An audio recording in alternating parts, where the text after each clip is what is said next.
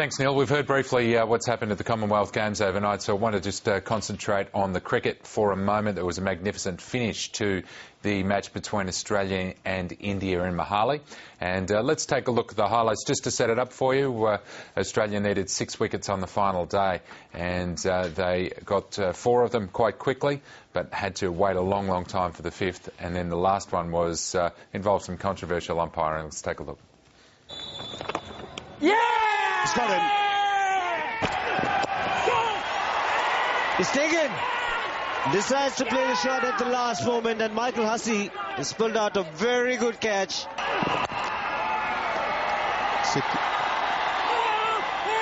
lot of indecision. Oh my goodness, there's he's gone.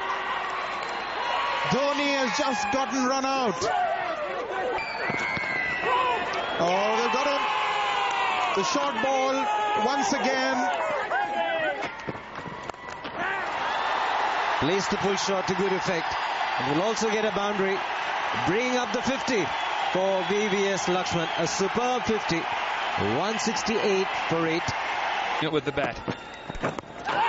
Wrapped on the pads, the finger has gone up, and once again it's the drinks break. Straight after the drinks break, a wicket has fallen, and a magnificent partnership has been broken after toiling so hard. Silence around the ground. Got about 15,000 people in.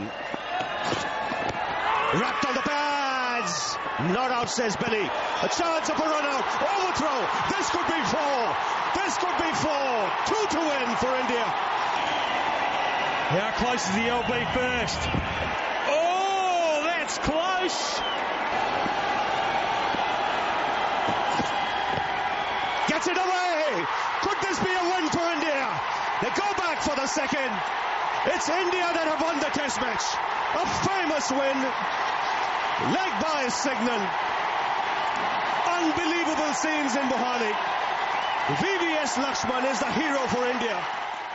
And VVS Laxman there, of course, made 70-odd and carried his bat, batted with a runner because he had a stiff back and was a little bit hampered. Great innings there. Let's hear now from the two captains, Ricky Ponting and MS Dhoni.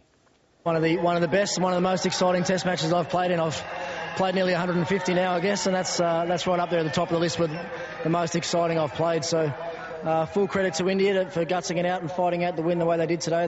They outplayed us. We weren't quite good enough to get across the line, but obviously a lot of good positive signs for our team to come here and off a long break and play as well as we have in the first test. Pretty satisfying. I just told the boys to put the scoreboard completely out of it and just keep focusing on the little areas that we had to focus on to give ourselves a chance to take those last couple of wickets. So, look, we stuck to our task. Ishant and Laxman's partnership was obviously outstanding, and yeah, that's been the difference in the game at the end. And again, our batting collapsed, but it was good. The character was shown by Ishant Sharma. Of course, VVS Laxman very special, and equally supported by a couple of other batsmen. Just go to show why India-Australia Test match cricket gets top billing. Well, of course, but at the same time, the heart rate goes up. So that's a typical thing. That's what makes Test cricket interesting. Because frankly speaking, when the game started, nobody really expected that we'll have a result in 4.5 days' time, and that's what really happened. Even after the first innings, when both the sides completed, most of the guys must have thought, it's going to be a draw. But I think the bowlers did a real good job from both the sides to get a result out of this game.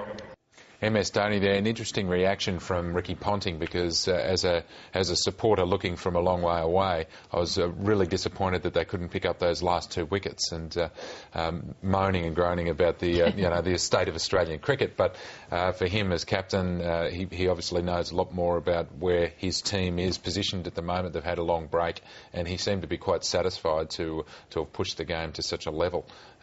So I'm not sure as time goes on whether he'll be more disappointed or not, but I thought it was interesting to get his reaction. He seems to be fairly satisfied with the way the Australian team's going at the moment. Well, it's obviously heartbreaking to lose the game, but I guess they can take lots of positives out of it. They probably went to India thinking they would be the underdogs by a long way, and yet the batsmen did pretty well. The bowlers held up a lot better than a lot of people thought. Yep. Mitchell Johnson got wickets, Bollinger got wickets, and Hilton House got wickets as well, so it looks like, they will be competitive there, whereas going into the series they might not have thought that they stood much of a chance. Yeah, but if they go through one more test and Marcus North doesn't make runs and Nathan Horrocks, the #1 spinner, doesn't have a big impact on the game, I think they're in no different position in those two spots in the team than they were 12 months ago. They probably needed to solve those maybe before the Ashes, because the English team's going to be very well prepared for this coming up summer series. And you found the crowd for the last day. The crowd turned up, yes. Where were they? Well, they were in one section of the ground, in the ground. There they are, in behind Doug Bollinger. They're very quiet after a wicket, of course, but 15,000's a really good crowd for a fifth day, when they're really only going to see 2/3 of a day's play. What was nice about the match was that we've been discussing endlessly on this couch how the international trend is towards the 2020 game, the faster game. But this game was so lively and so exciting and had so many strange umpiring decisions that it actually was as exciting as the 2020 game in its own way. That's true, yeah. They didn't have the referral system, which may have changed things. Oh, yeah. Or maybe it may not have changed things. I think it seemed to be that both teams had half a dozen lucky decisions each. So this one was, of course, the big LB decision that didn't go the Australians' way. But I don't think they can worry about one isolated decision.